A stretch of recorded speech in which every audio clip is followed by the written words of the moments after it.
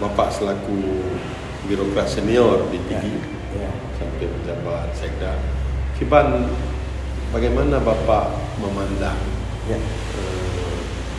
anugerah yang mulai dari anugerah Bapak sebagai sekda, sampai pejabat eselon 2, eselon sampai staf atau tenaga honorer, Kiban Bapak memandang mereka?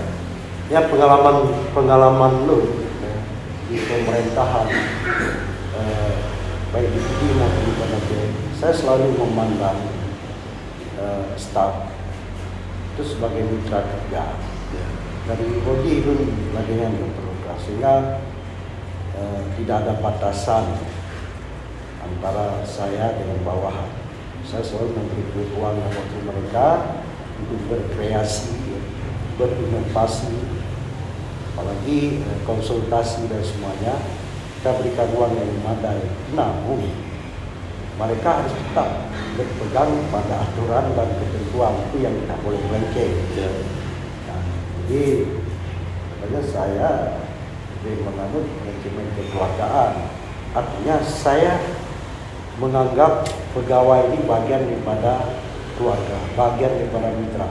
Mungkin kita bisa melihat dengan staf-staf saya yang terakhir ini di Panaje, itu mereka sangat familiar dengan beliau. Ini anaknya, anak memandang bahwa agak jauh sekali dengan atasan anak, tapi mereka bisa menghargai dan mereka taat pada aturan, menghargai atasan, kemudian disiplin juga terjaga dengan baik karena keleluasan kita berikan. Jadi bukan manajemen komando kan harus adanya yang baik, tapi yang kita berikan keleluasaan sehingga diskusi kemudian konsultasi ini selalu berjalan. Rapat-rapat koordinasi bagus. Kemudian jenjang jabatannya kita terapkan.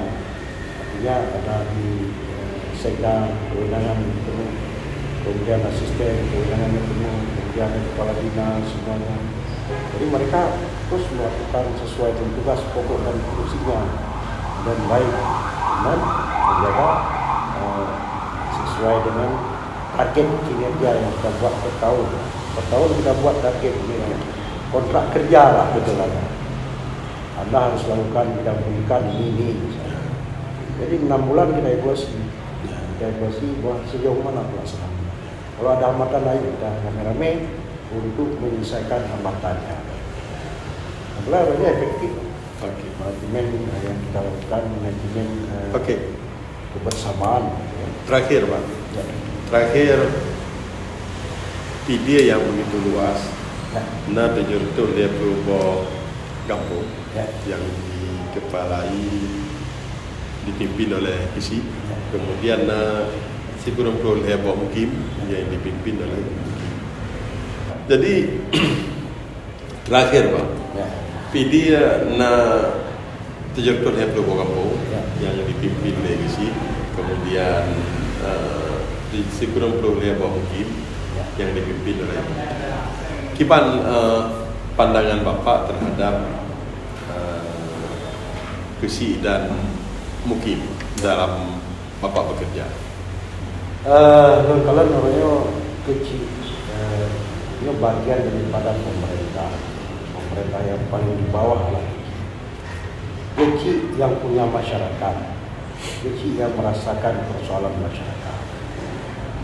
Kalau pemerintah kabupaten lain yang harus selalu melindungi kecil, bukan membiarkan negara, bukan membiarkan melakukan semena-mena sesuai dengan keinginannya, bukan sebagainya, tetapi melindungi mereka dari persoalan-persoalan yang bakal muncul.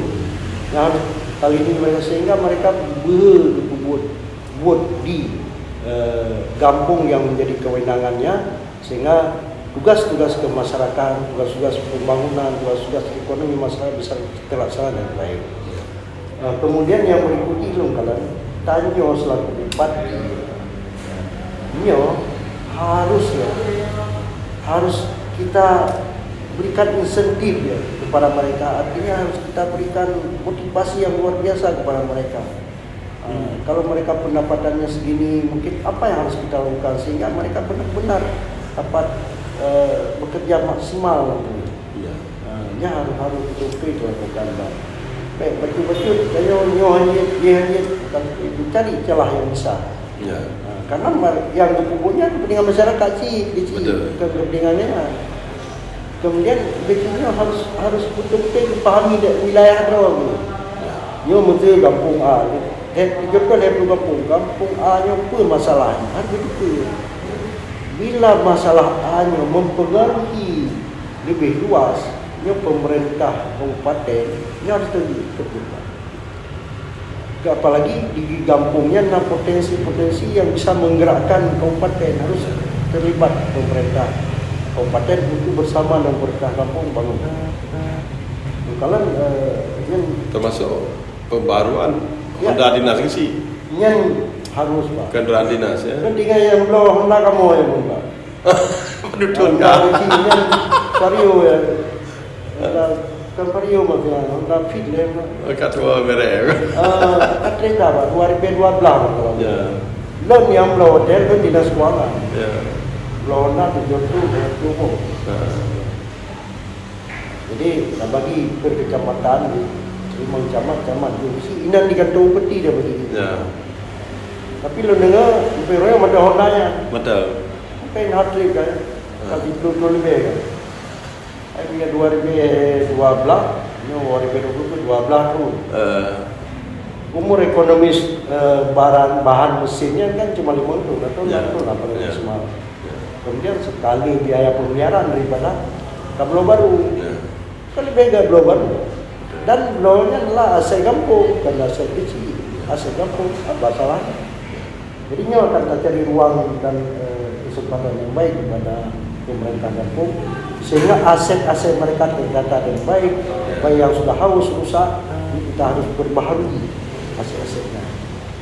Ya mungkin gimana? Ya? Mungkin yang termasuk mukim yang Honda.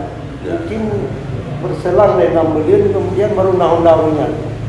Yang Honda Mukim upaya dari Tanyo di pemerintah. Menurut Bapak nak perlu penguatan Perlu, peran Mukim? Perlu, terutama dalam adat budaya dan koordinasi.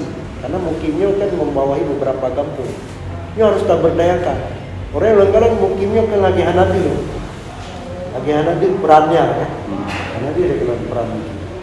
Jadi ini harus kita berdayakan sehingga ini lagi koordinator di kampung harus dikenal lah mungkinnya berwibawa di wilayah provinsi Mesir.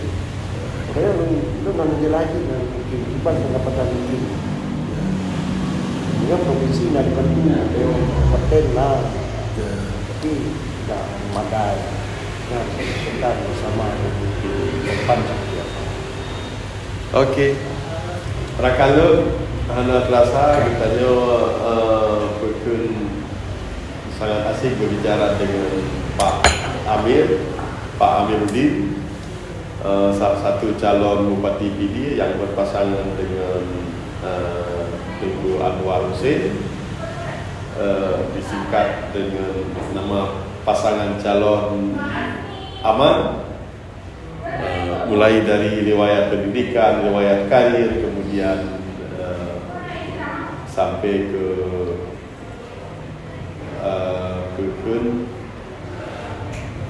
sampai ke program-program. Baru sekilas meminta bahas madu program Pak Amir sang untuk media nabi-nabi.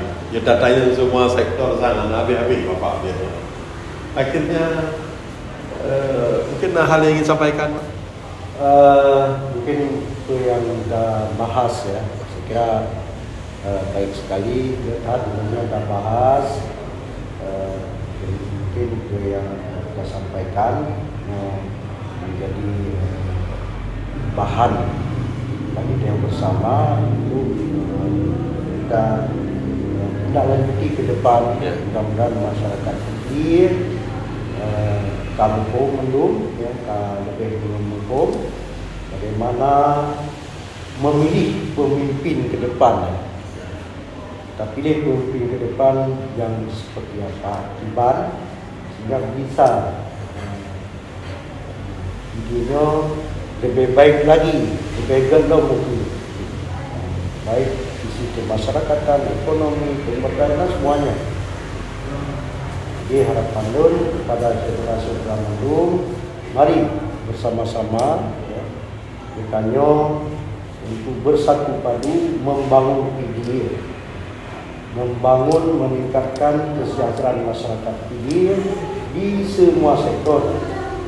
Nol yatim, nol pegang, yatim fakir miskin itu menjadi prioritas bagi kita. Ini akan kita kelola, kita berdayakan anak yatim, fakir miskin, duafa dan semuanya. Ini akan menjadi sebuah prioritas untuk kita kelola, kita bangun secara baik di depan. Alhamdulillah, terima kasih Pak Ketua. Ini kan ada buku kan ketuanya dan Pak Wakil Bupati pada periodenya. Jadi alhamdulillah terima kasih atas undangan. Mudah-mudahan itu yang kita bahas bermanfaat ya. Demikian, terima kasih. Assalamualaikum warahmatullahi wabarakatuh. Waalaikumsalam warahmatullahi wabarakatuh.